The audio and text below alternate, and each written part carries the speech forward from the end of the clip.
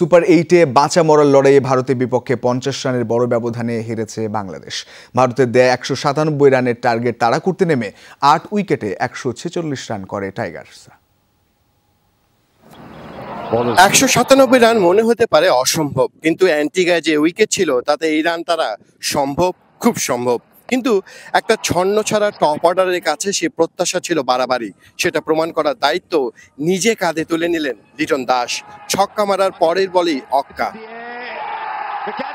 ইতিবাচক শুরু করে 29-এ বিতর্কিত ডিআরএসে আটকান তানজিদ তামিম। তাওহিদ হৃদয়ের পর ক্যারিবিয়ান সাগরে দলকে ডুবিয়ে ফেলেছেন সাকিব আল হাসানও।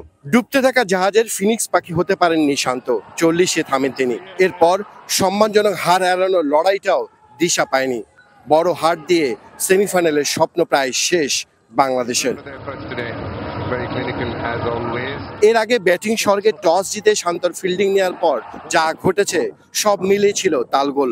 কোহলি, রোহিত দুই স্পিন স্পেশালিস্টের সামনে দুই দিক থেকে আনা হয় দুই স্পিনার। ফলাফল যা হবার তাই।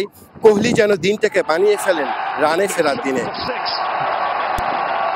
দলীয় 39 রানে রোহিতকে ফিরিয়ে টি-20 বিশ্বকাপে 50 উইকেটের মাইলফলক স্পর্শ করেন সাকিব। তবে থামেনি রান তোলার গতি। নবম ওভারে তানজিব সাকিবের জোড়া আঘাত, কোহলির পর সূর্যা কুমার, কিন্তু তাতেও চাবুকের মতো ছুটছিল ভারতের ব্যাট। শেষ 6 ওভারে এলো কিনা 76 রান।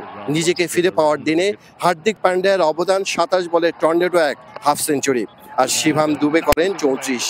বিশ্বকাপে এক ম্যাচে ভারতের সর্বোচ্চ 13 ছক্কার রেকর্ডে বোর্ডে জমা 196 রানের সেই পাহাড়।